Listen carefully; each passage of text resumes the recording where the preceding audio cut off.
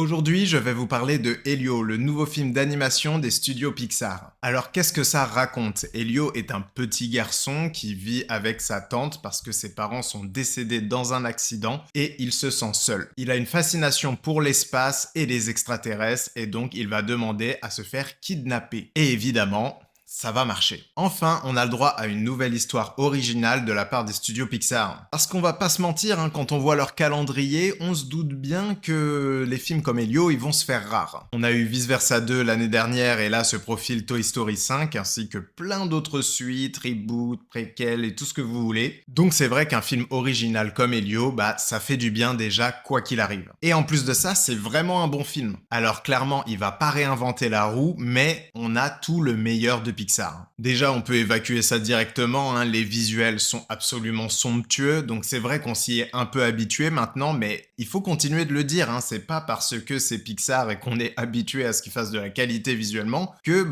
ça en reste pas justement une qualité. Encore une fois, on a la double lecture pour les enfants et pour les adultes. Pour les enfants, c'est une aventure spatiale assez fantastique, parce que ça fait longtemps qu'on n'a pas eu une aventure aussi poignante aussi. On est dans l'espace, il y a des créatures hyper différentes qu'on a rarement vues. Non, franchement, c'est de qualité à ce niveau-là, au niveau de l'aventure, au niveau de l'épique, ce que c'est faire Pixar, évidemment. Et pour les adultes, on a tout simplement un discours sur le deuil, comme souvent, mais surtout ici, un discours sur la marginalité et le fait de se sentir seul, trouver sa place. Et là-dessus, je trouve que le film est assez fin et assez malin. On passe par différentes émotions, j'ai lâché ma petite larme à 2 reprises dans le film, et je trouve qu'il arrive à se rendre assez universel et en même temps, pour les personnes vraiment qui vont se sentir marginalisées ou qui vont se sentir seules dans leur vie, je pense que c'est un film qui peut vraiment résonner en eux. C'était important aussi pour moi de faire cette vidéo parce que j'ai l'impression que c'est un film où il n'y a pas une communication énorme. Comme si Disney avait mieux à faire, c'est-à-dire